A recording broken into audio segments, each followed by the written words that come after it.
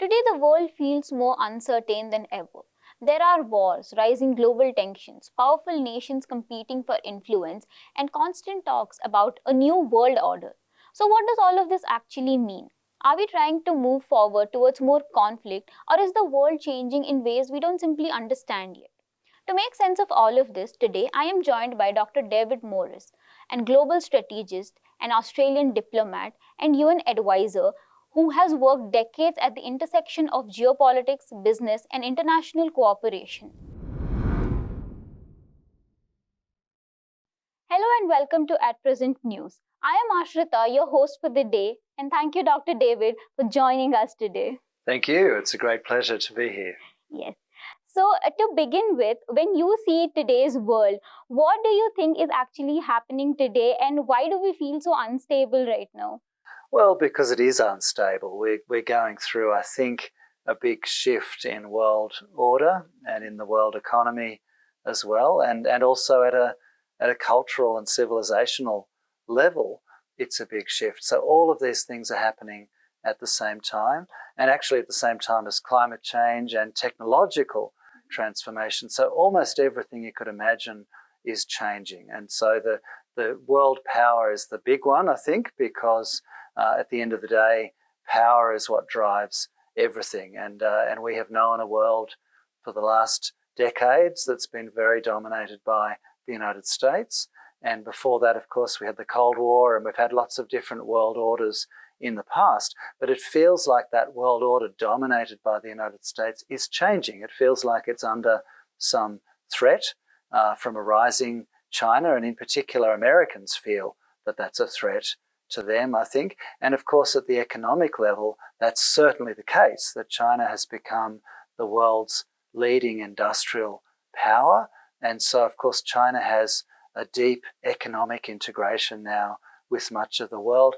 And civilizationally and culturally, that means that world power is shifting to Asia and away from the West, which has been dominant for so long. So lots of reasons for people to be unsure, to be uncertain about where this is all heading. And if in this new technological world, if China's going to be a real leader in the technology of the future, in the economy of the future, that perhaps makes many people in the rest of the world a little bit nervous, a little bit concerned. And so I think it's natural that we're going through this process of instability and people and nations testing what is their power. We certainly see the US testing its power under Donald Trump in many different ways, threatening and, of course, using force and using its economic power as well, trying to sanction and tariff countries. So lots of uncertainty and lots of instability at the moment. We'll come through it, but we might come through it into a different world. Okay. So, do you really think that this is just a temporary phase of instability, or are we moving towards a deeper, long-term change in the global power? Well, it's definitely a big change that's going to happen, and it will be, I think, a multipolar world. I think we're moving into a world of multiple big powers. India will be one of those because India is rising along with China, and of course there are other rising powers in the world over the long term as well. So Indonesia, in my part of the world, will also, I think, follow India and will become a very successful development model of the future. So we've seen these dramatic changes in East Asia. We're now seeing it spread across much of the developing world. And so we will live in a world in the future, in your generation, where the world will be much more equal in a sense. It won't be dominated by just a small number of countries or a small proportion of the world's population. So it's definitely a big change that's coming. How we get there and what happens in between, we just don't know. But one thing I can say, I'm old enough to tell you that world orders do change. I've lived through 1989 and the big change that brought in the world, and I have no doubt that we're going through another uncertain time and that we will come out at the other end of it. But let's hope that's without major conflict. Okay, so as you said, that conflicts and tensions are always happening around different parts of the world. So, do you think that we are entering into a major global conflict, like not traditionally a war, but a conflict that is very much complex but very less visible? Well, if we just looked at the question of global power, then it would look like that's likely. It would look like the rising power and declining power would find themselves in some sort of conflict at some point, and that's often happened in world history. But it's much more complicated than that. In the 2020s, we are so economically interdependent. This globalized world means that actually just those two big ones, China and the US, completely interdependent. They actually need each other. And so even though there's lots of bluff and bluster and tariffs and sanctions being thrown around, it's more about the US trying to control certain supply chains and China trying to control certain supply chains. It's not actually, I think, going to lead to some big decoupling where they separate the world in the way that the Soviet Union and the US really presided over different world systems in the Cold War. That just is so unlikely because China is so deeply integrated with the rest of the world. I guess one big risk is that the US actually withdraws from much of the world, doesn't have the appetite to be as internationally active, either strategically or economically, and that would worry a lot of America's traditional allies, but certainly from some of the threats that Donald Trump's been making to the Europeans, for example, it certainly looks like the Americans are rethinking their role in the world. So will that lead to conflict? Well, we just don't know. There's certainly a very significant conflict occurring at the moment in the Middle East, and so it's very depressing. It makes people feel very pessimistic, I think. So we often hear this new term called the New World Order. So what is this New World Order actually looking like today, and who is actually shaping it? Who is shaping it is the question, because there is very little proactively happening in the traditional powers. So in the US, in Europe, which were the traditional big powers of the world, there's very little discussion about what would a future world order look like? What would the institutions need to look like? How would we need to reform those institutions, like the United Nations clearly needs to be reformed to be relevant. It's been made almost irrelevant in recent times. Clearly, India joining the Security Council would be one element of such a reform. Where is the pressure for that kind of reform? The World Trade Organization clearly is in need of reform as well, because again, it is being ignored. It's become kind of irrelevant as well. So there is a need for leadership. There's a need for new ideas that's not coming from the traditional powers. China is very busy transmitting and broadcasting to the developing world its new ideas. It's building new institutions, the Belt and Road Initiative, lots of other initiatives that it's announcing that it believes are the answers for all of these problems, but they're not trusted in the Western world, and they're not trusted by many of their neighbours, probably including here in India, I think. So there's a lack of ability for China to actually play a leading role, even though it's generating these new ideas, these new institutions. It hasn't yet got that leadership role in the international system. So who's going to shape it? Well, it's just too hard to answer, but maybe it needs to be more of a dialogue between the emerging powers. Maybe India and China,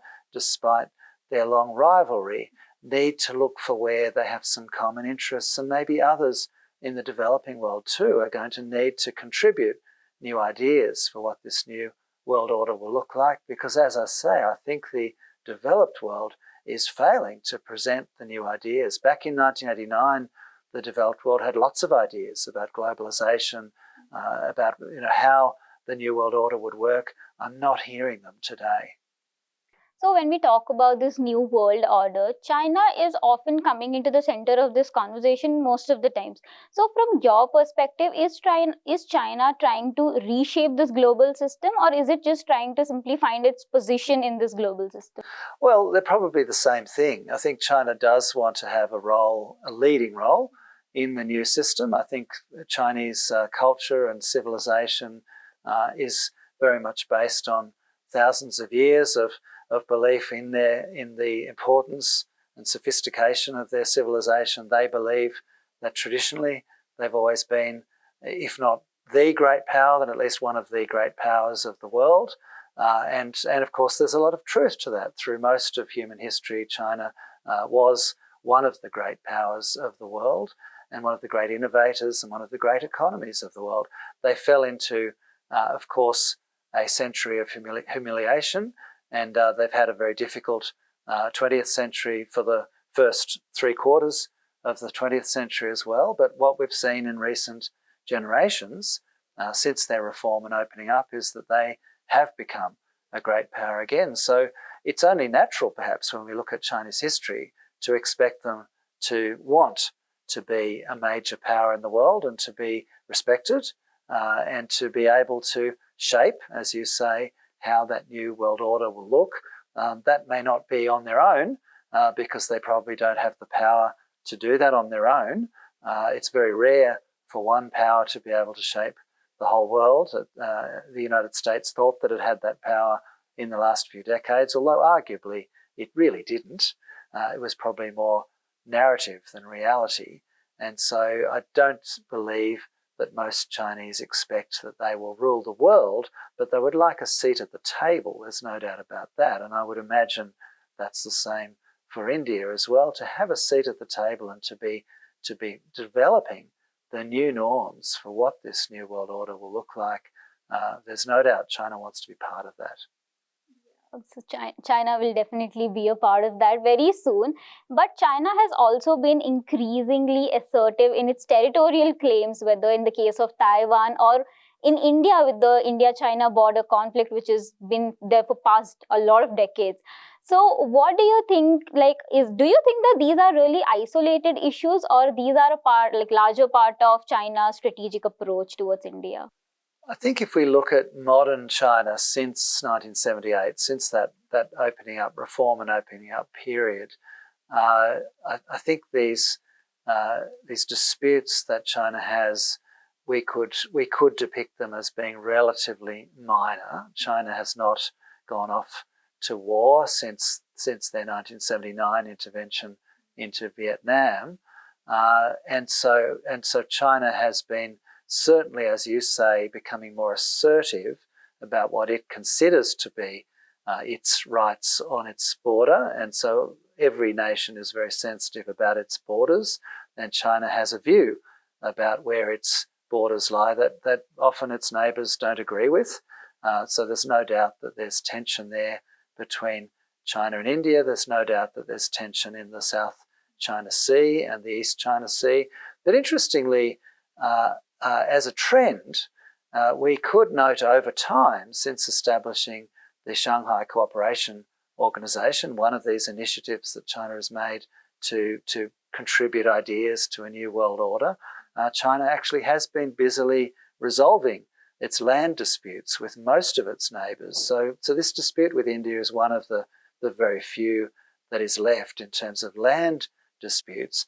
And of course, there is a process, an attempt at a process between the ASEAN, Southeast Asian nations, and China to try and have at least dialogue about the South China Sea. I don't think that's shown any success yet, but we're very lucky that these disputes haven't broken out into any major conflict. And I think we could be quietly optimistic that China probably doesn't want major conflict. It probably is, for the foreseeable future, at least, just showing its assertion as a rising great power. It wants to assert what it believes to be its rights. It clearly, as always, considers Taiwan is part of China, just as Taiwan considers itself to be the true China. This is an unresolved civil war, and so there's no doubt that the Chinese government and the Chinese people, I think, consider that Taiwan belongs to China. And so there's no doubt that is a long-term aim. It's been their aim now for so many decades. One of the interesting things about China is their strategic patience. They will wait, and they will wait until the right moment. And often, of course, given the ancient Chinese philosophy of the art of war, they'll often try and avoid a conflict and achieve their goal without conflict. So it could be that China will explore every possible way of achieving its goals without conflict, would be the optimistic perspective. Of course, the pessimistic perspective is that as a rising power that's being more assertive, maybe there will be conflict that will be generated in that process. And so we're all going to have to be very careful not to allow disputes to escalate into conflict. And if a conflict does arise, like we saw in the India-China conflict, to manage it and to keep it as small as possible and as low impact as possible, which luckily wise leadership, I think, in India and China has managed to do. It requires wisdom and it requires patience to be able to manage and restrain those disputes from turning into serious conflict. Yeah, when we talk about conflict, today power is not just about military strength, but it is also about technology, data, and economic influence. So, are we already in a form of this invisible warfare where conflicts are not happening without an open declaration? Well, there's the potential. I mean, this is the worrying thing about technology, because we are also interconnected by technology, and so the companies that have the key platforms and the key, to use old-fashioned language, the wires that are connecting us. Well, of course, these days it's not always wires, but the capacity of these big, often monopoly-style companies to have some geopolitical influence, and in particular if their governments require them to use their economic power for geopolitical purposes such as espionage or cyber attacks. I think this is a real concern, and I think this is a real concern about all powers, not just one in particular. We see these big monopoly players in the United States, and we know from the revelations about how United States espionage operates. We know that the United States government has required Google and Facebook and other companies to spy on their behalf and to use those economic platforms for geopolitical purposes. We can guess that probably China may well do the same. We don't have the same kind of evidence, but it would seem likely that China probably would also, if it was in its interests, would also use its capacity to influence its own companies to serve its geopolitical purposes. We might make the same assumption about India. We might make the same assumption about any country, actually, that has companies that are active in the interconnected technological world, because we have this capacity now to use technology secretly in a hidden way to actually target other countries, whether to gather information or to actually attack their infrastructure. So it could be a new form of warfare in the future for sure. And we are all, I think, every nation is going to have to guard against that. We're going to have to build very rigorous defenses so that we are in control of our own cyber domain in each country, and maybe only operate in very trusted and safe ways. And that may include not allowing certain companies to operate, or it may simply be that we have to build our own national capabilities. Now, that's easy to say for big countries. For countries that have those capacities, most of the world won't be able to do that, and they're going to be perhaps at the mercy of the bigger powers. Yeah, there is also something very interesting happening in parallel, discussing about the Epstein file situation and the accountability that it holds on prominent figures that are involved in those Epstein files. And at the same time, major global events like the Israel, Iran, and the US conflict. So, and it is taking up a lot of global attention through its headlines. So, do you think that these major global events usually take up a focus away from those internal issues in a country, or is it a very simple way to see it? Well, they do, and politicians will play politics. They will time things that they do, announcements that they make, in order to take advantage of a moment in time, and sometimes that can be to distract us from something else. So that's only realistic. It does appear probably that that there was planning in the United States for this attack on Iran for some time. And so the question of what day or what week or what month to launch the attack perhaps might have been influenced by politics. I wouldn't be surprised, because this is only natural in any country, in any political system, that there are going to be political perspectives, political objectives, as well as geopolitical ones. So everything is bound up all together. I mean, the other thing not to forget is that every country has its domestic constituency. Every leader is playing to their audience. They're playing back to their constituency. They have to maintain the support of their population, whether it's a democracy or not. There's some level of reality to that. So even in a non-democracy, leaders have to have the support of their people. And so often what we see in times of crisis, which I think a lot of the world is in at the moment, is we see growing populism and nationalism, which is leaders building support in the population by blaming others, by seeking disputes and conflicts, because this actually builds their support in the population. And so and that can turn against you, because if you're a leader and you've encouraged a very nationalistic, populist mentality in your population, what comes with that is anger and blame. And so if you're the leader and you have a population that's starting to be very angry with the neighbour, wanting to blame a neighbour, or not necessarily a neighbour, it could even be a country that's a long way away, like Iran from the United States, then there can be the sense that there's or I should say in Iran and the United States as well, because in both directions there might be a nationalistic sense of pride, of blame in both countries, where it actually makes it very difficult then sometimes for leaders to put a foot on the brake, because they feel their population is pushing them to do more and more. So dangerous times. Yeah, and the population gets all these information from media. And so coming from the media school, something that comes up often in our conversations is the gap between what the government knows and what the people knows. And these major decisions and developments that happen and the information is usually circulating between the policymakers and the leaders. And the public is not usually given information without filtering. I mean, we get very limited information, and this information is really crucial for us because we are the people who gets impacted the most. So from your experience as a diplomat, how do you balance the need of confidentiality with the need of transparency?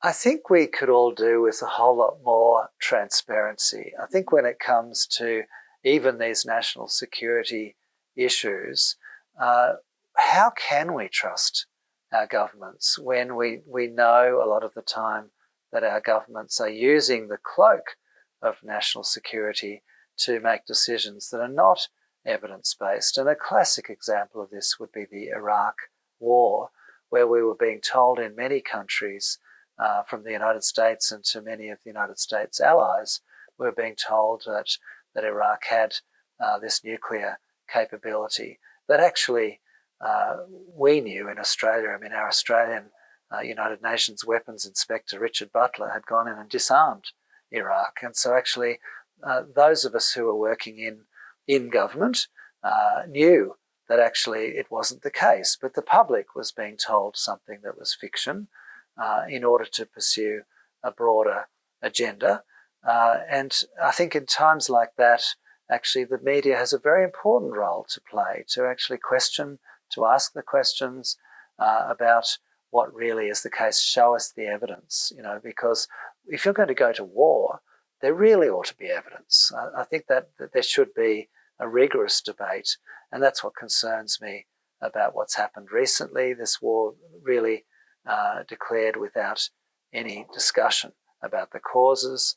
I could say the same thing in my home country of Australia, where a decision was made to completely alter our defence strategy away from defending Australia and towards having a forward defence strategy of building nuclear-powered submarines to be able to cruise all the way up into the South China Sea, for example, without any debate. There have always been debates in the past in our democracy about what is our defence strategy, what are the reasons for why we invest our money in certain equipment. In recent years in Australia, there's been no debate, and there's been no media debate at all So actually, I think that distresses people in democracies. I think we'd like to see more rigorous debate, more questioning from the media would actually align with our values as Democrats. We want to see that discussion. And after a rigorous debate, may the best person win. I mean, whoever produces the best evidence and can win the day, fine.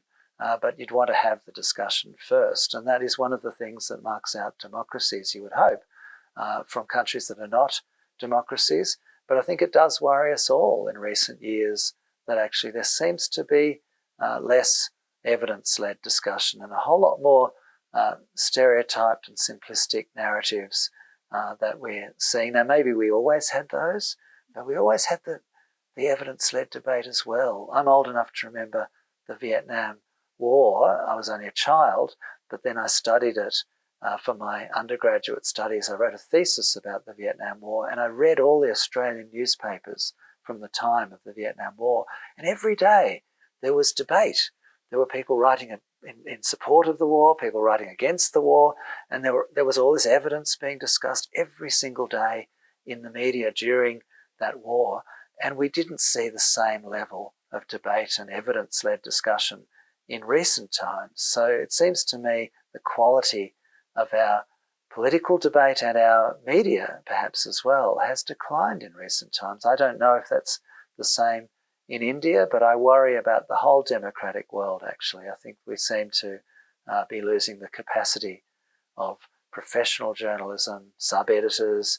The investment that was made in quality media, of course, has come under threat from social media and from all of the challenges to the original media model. And sadly, we have some media companies that are not interested in old-fashioned professionalism. And sadly, some Australian companies like the Murdoch media oligarchy is responsible for that, where it really isn't media at all. It's just entertainment, sadly. Even in India, we have such examples. So, if the world is continued to moving in this direction, like what kind of a world will we see in our future? Well, on that point, I do worry that if we are not informed, if we don't have informed discussion in our communities and even worse, within governments, if the culture now increasingly is to just manage and to spin, then we are going to end up making worse decisions than the decisions we made in the past. So that does worry me about the quality of our decision making. I think we could probably all look very carefully about how we design not just the world order, but how we design our own politics in each of our countries in the future to make sure that we are looking carefully at our interests. How do we build our capabilities for the future? Those are debates that we really need to have. You know, what are the key strengths we need to have?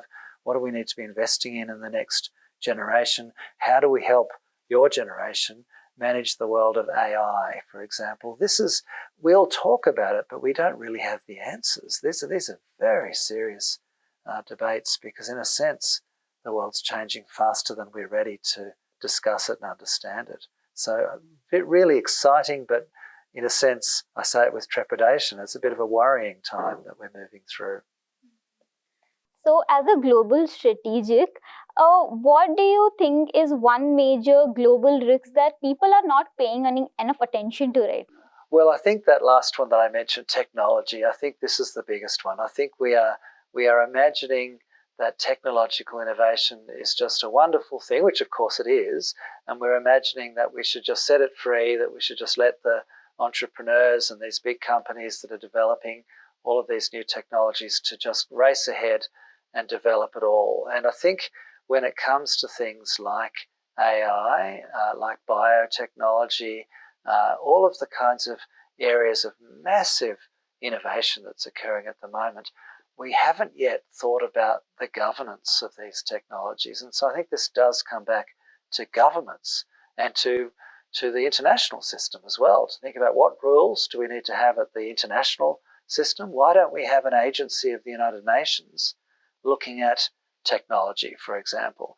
Why don't we at the national level yet have adequate governance and rules for these new technologies? Because they are racing ahead before we're ready, really. We don't fully understand the risks of these new technologies, and I worry that by just putting it in the hands of the corporations that are developing these technologies, we may find in future that we've lost control. We, the people of each country of the world, have lost control, and errors can be made. There are huge risks here about at every level, actually.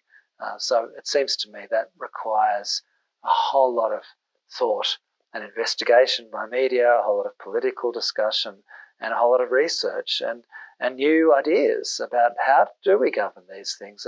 There need to be rules, I think, at the end of the day, and that might worry business people, but at the end of the day, you can research and you can develop, but before you implement, you need to make sure your society is ready for implementation. Okay. So at last, for our younger audience and for us youth who are trying to really figure out what is happening in the world today, and especially in countries like India, what should they really focus on to understand better the world they are growing into? Well, look, after talking about all of those worrying things, I would like to point out that we're in a time of great opportunity in Asia, because the development of Asia has been this world-changing improvement in recent decades. The hundreds of millions of people lifted out of poverty, the growth of the Asian economies is an unparalleled success story of human development. So for young people today in Asia, you are living in a most exciting time when the economic opportunities ahead of you mean that life is getting better and better for you. And so you don't need to have the anxiety that people are feeling in the United States or Europe, where they feel like life is getting worse for them. Actually, the opportunities in Asia are growing. This is the part of the world where there is this great economic growth as a trend. It's not at the moment in some countries. Some countries are under enormous stress at the moment. But as a long-term trend, Asia is growing. Asia is developing, and we are no longer going to be in a world dominated by just a few countries. We're going to be in a world where actually people can find economic opportunities, and with economic opportunities comes social strength as well. Hopefully the governance gets better and better, and with good government we can have social cohesion and we can maintain peace. So I'm an optimist that there are great opportunities in Asia if we can be wisely led and if we can find the solutions here in Asia to some of these big challenges of the future. So at the end of this conversation, the insights which I took is that the world is ever changing, but the world is at the same time, the world is also becoming very much complex. So at the end, we cannot survive just with thinking that taking information or understanding the geopolitics around the world is an optional thing. But I feel that it becomes really very much essential to know what is happening. It is also sometimes a matter of survival in the Middle East countries right now. So I think, yeah, that is the biggest insight I took from out of this conversation. So yeah, any more thoughts you have to share? Well, I think that's right. And I think being able to develop our own skills as individuals, and then in our jobs later, whatever organizations we work for, to be able to scan the horizon, the changing world, for risks and for opportunities, and to be able to manage the risks and seize the opportunities. That's the challenge at the end of the day. Not necessarily to just believe rhetoric or narratives or blame or whatever people are telling us, to actually make up our own minds, to look for the evidence for what are the real risks, how do we manage them, what are the real opportunities, how do we seize them. That to me is the lesson of our times. Yes. Thank you so much, Dr. Morris, for sharing such wonderful insights about geopolitics, economics, power, everything in this ever-changing world. I'm sure our audience will be glad to hear this from such an expert coming from you. So I think, yes, thank you so much for sparing your time to come here and have this wonderful podcast with her. Thank you so much. Thank you very much.